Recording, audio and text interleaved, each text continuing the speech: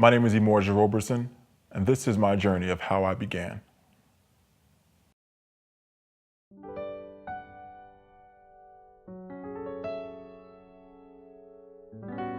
Well, I grew up in Phoenix Springs, Florida, single parent home with my mother. My father was not there at the time. My mother was very into the church, if anything. She always kept me going every Sunday. We would never miss a Sunday. And I remember at one point in my life, I started going to Cornerstone Christian Academy, which was a predominantly white church, very charismatic.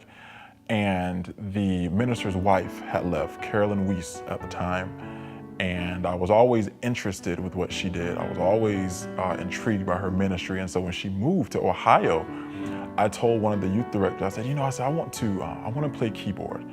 And she told me that I would never be able to do that. So what motivated me, I took that no and turned it into my yes. I ended up eventually leaving that church, and I went back to my home church with my mom, which was Temple Missionary Baptist Church. I went there, and the pastor there, Reverend Earl Tyler, he also knew music as well, and he trained me in this particular field, in a sense. He was very big into hymns.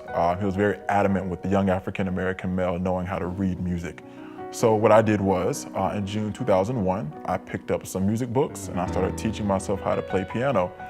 And then Temple Missionary Baptist Church was my home. That was where I actually started everything. And so after that, what happened was my pastor would have me to play every Sunday, and I would start just reading hymns like right out the book. But one thing about it is that he always told me that I would be somebody. And at that time, I didn't really have any kind of idea as to what I would do with my life. So I just took it like a grain of salt, let it go in one ear and out the other. But as time went on, I started to become more involved in church. But one unit that I was missing when I was growing up was a youth choir. So I transitioned to Union Springs Missionary Baptist Church, where they actually had a youth choir, and I would participate there as well. Everything was going very good until one time I noticed that I was not able to actually play the piano because I was not a member of the church. So, after those years of attending and participating in the youth choir, I was told that, and it sort of broke my heart. I sat out for a little while, and eventually I ended up moving to another ministry. And I played at St. Joseph AME Church. I also played at Gospel of the Kingdom. But then eventually I actually formed my own youth choir, which was the Phoenix Springs Youth Mass Choir at the age of 12. And that was our outlet. That was the youth choir of the city. And it was pretty good, but now that I think about it, it was a mess. But at the time, it was very good because what people saw, they saw something in me that I didn't see in myself. And that was determination and drive. So one of the choirs that I formed later on in my life was Voices of Praise, which was a combination of adults and youth in Phoenix Springs. So that choir allowed me to actually use my songs that I wrote. And there's one song called Let's Just Praise the Lord that I ended up recording years later with Rejuvenation Gospel Choir. But when I was in high school, there was a lady by the name of Marcia McClendon. She gave me a pamphlet that actually had information regarding the Negro Spiritual Scholarship Foundation. And what that was, it was an organization for youth to actually showcase their talents when it came down to classical music, but more so spirituals.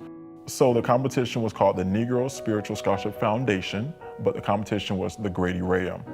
And this was a time where young African-American students were to be given the opportunity to sing classical music, more so in the form of a spiritual. I ended up taking the chance. I had just learned how to really read music in regards to singing. So I went, and I remember whenever I got there, and we all, performed our pieces. I remember we got there, somebody by the name of Omar Dickinson, who's now my frat brother, he came in the back room and he said, with a smirk, because he always has a smirk on his face, but you never know what it means. He came in the back and he said, most of you all didn't sing the song correctly. So that broke my heart already, because I'm like, I'm just getting into this field. I'm thinking I'm doing something right, but apparently I screwed it up. Needless to say, I got first runner-up, which was good. I was very pleased with that. But the person who was over it, Father Rudolph Clear, who's now my godfather, he was talking to one of the judges, who was also a professor at University of North Florida. His name was Christoph Biernacki. At the end of the competition, my godfather pulled me up to the side and said, "Hey, I want to speak to you."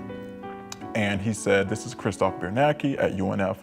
And at that moment, Christoph Biernacki offered me a full scholarship to come into his school. Now, this was not planned at all. but it just was amazing how it sort of happened.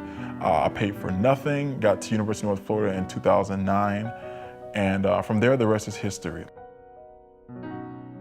So I graduated from the University of North Florida in 2013 in Jacksonville, and I took a year off from school. I worked, I had my own choir, had my first live recording with Rejuvenation, and what I did was, when I auditioned to the University of Notre Dame, I auditioned at Northwestern University and also University of Illinois. Got into all three schools, but there was only one school that I wanted to go to, and that was Notre Dame. And I say that because one thing that I've always prayed for when I was younger, God allowed me to get my undergraduate degree with no debt. Everything was paid for. So because of that, I said, okay, God, well, as I go forward in my education, I'm not going to have to pay anything for any degree that I have. Well, I was the first African-American male in the program, especially in voice. And so it was a journey. There was some tension when I first got here from campus because, we're in the low percentile rank when it comes down to ethnicity and diversity on campus. I graduated in 2017 with my master's. I was the first African-American male in the sacred music department, particularly studying voice. And I was getting ready to pursue my doctorate. I got accepted to Wisconsin, and something just wasn't right. Later on, I ended up having a conversation with our program director, Margot Fazler, and she said, well, Emorja, I really want you to do some work with us. So she offered me a position here at Notre Dame, which would take care of my doctorate degree. So Margot Fazler, the program director, is very adamant with keeping the program ecumenical. And so what happened was she said, well, Emorja, I know what you're trying to do. And she said, one thing that I did hear whenever you first auditioned here is that you said you love choral conducting as well as singing solo. So she said, I'm going to offer you a position to work here at Notre Dame as a research associate. And I'll still continue my work with the Notre Dame Children's Choir. But after that, we will get things prepared for me to enter the doctoral program in spring 2019. So once graduation comes in January 2022, I'll be graduating with my Doctor of Musical Arts in Choral Conducting.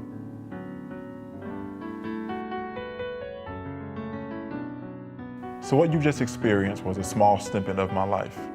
Life hasn't always been easy, but it's been meaningful. So whatever dream you may have, go for it. Don't let anyone tell you no without you having a yes behind it. Because truth be told, there are so many dreams that we have that people have not seen. No matter how much you see on social media, no matter how much you see from day-to-day life, you make a difference. So go.